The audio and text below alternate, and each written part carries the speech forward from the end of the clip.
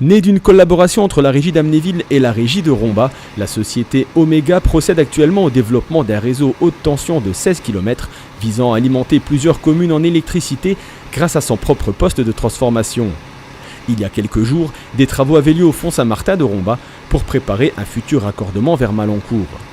Donc ce chantier va se dérouler en plusieurs étapes, en plusieurs chantiers concomitants. Là on est à Romba et on va sur Malancourt, mais on va aussi venir de Amnéville pour aller sur Romba.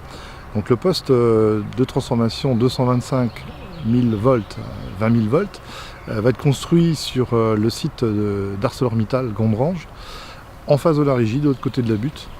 Et de ce poste-là, on va cheminer sur 16 km de réseau HTA pour aller d'une part sur le site du Sirius, sur un poste qu'on appelle poste frontière qui va être basé en face de l'archéosite de Mont-de-Lange.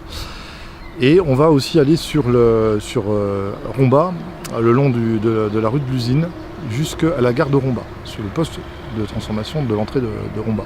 Ce projet porté par le groupement d'intérêt économique Omega est d'envergure. Il est rendu possible grâce au futur poste de transformation 225 000 volts, 20 000 volts, qui va être construit très prochainement et qui, chose rare, appartient à la société elle-même. Il y a très peu de régies en France qui ont pu faire ce genre d'investissement. Alors ce sont des ELD, entreprises locales de distribution, on les compte sur les doigts d'une main, puisque à ma connaissance, il y a 5 ELD qui ont réussi à faire ce genre de programme.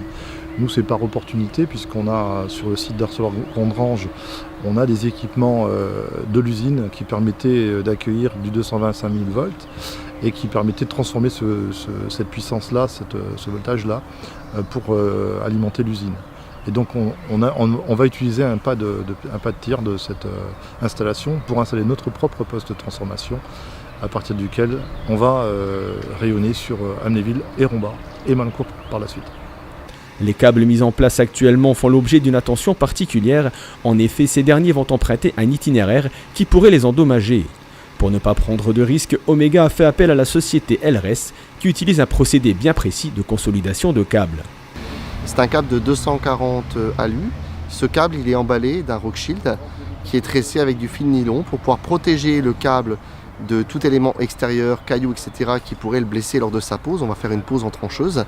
Mais également pour la dissipation thermique, ce Rockshield est troué en fait et ça permet dans la terre d'améliorer la dissipation thermique. Au lieu d'avoir un coefficient à 0,3, on a un coefficient proche de 0. On a également en ce moment l'entreprise SRE qui est en train de mettre en place le marquage piquetage qui est aujourd'hui nécessaire dans le cadre de la réforme DT-DICT. Il faut aujourd'hui avoir tous les réseaux en classe A pour pouvoir entamer un chantier et donc leur boulot aujourd'hui c'est de mettre en place ce marquage suite aux plans et éléments transmis par l'ensemble des concessionnaires consultés. Et les concessionnaires qui ne nous avaient pas donné les plans en bonne catégorie, on a redétecté les réseaux dans le cadre du chantier pour éviter un dommage sur les ouvrages et assurer la sécurité des travailleurs.